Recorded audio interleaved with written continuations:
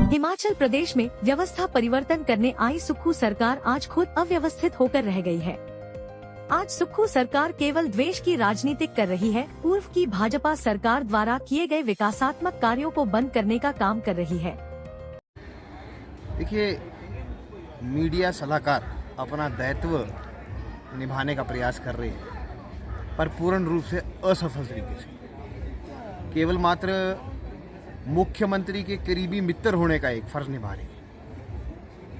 अब देखें कि जनमंच का कार्यक्रम होता था तो उसमें सरकार जो है वो जनता के कितने करीब होती थी, वो जयराम ठाकुर जी की सरकार में देखा है।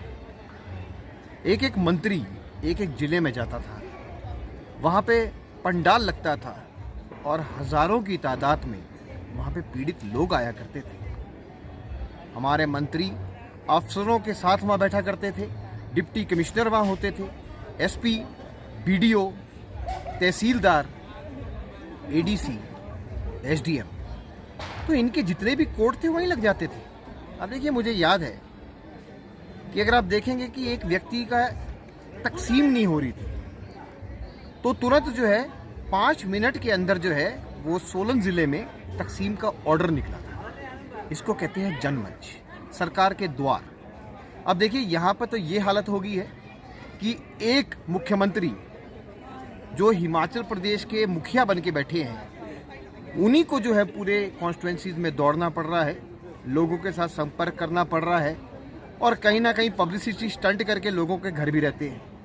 तो वो कोई जनमंच तो हुआ नहीं, पर जनमंच तो वही है जहाँ जनता के तकलीफ़ों का निवारण हो, और वो भारतीय जनता पार्टी की सरकार में ही हुआ था। अब अगर सरकार चलती है तो खर्चा तो होता ही है, पर अगर भ्रष्टाचार के आरोप आप लगा रहे हैं तो आप पहले अपने आप को देख लीजिए कि आपकी सरकार में कितना भ्रष्टाचार हुआ है।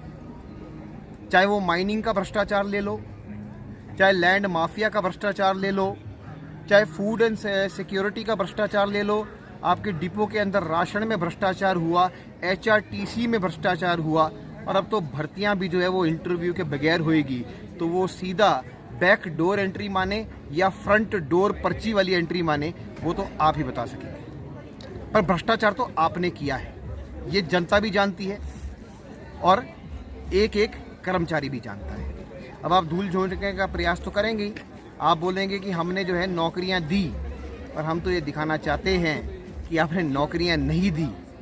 ये वही कांग्रेस की सरकार है जो अपनी 10 गारंटियां लेकर आई थी और उन्होंने कहा था कि हम 5 लाख नौकरियां जो है 5 वर्ष में देंगे।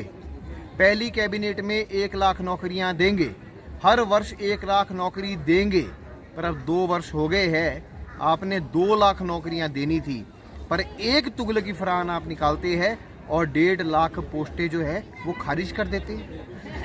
साल 2 साल लग जाते हैं, महीने महीने लग जाते हैं, तब एक छोटी सी पोस्ट क्रिएट होती है और आपने 1.5 लाख नौकरियों की नोटिफिकेशन निकाल के आपने बोला कि नहीं, हम इस अबॉलिश शब्द को नहीं मानते हैं, रद्द शब्द को नहीं मानते हैं, इनको हम नए सिरे से क्रिएट करेंगे।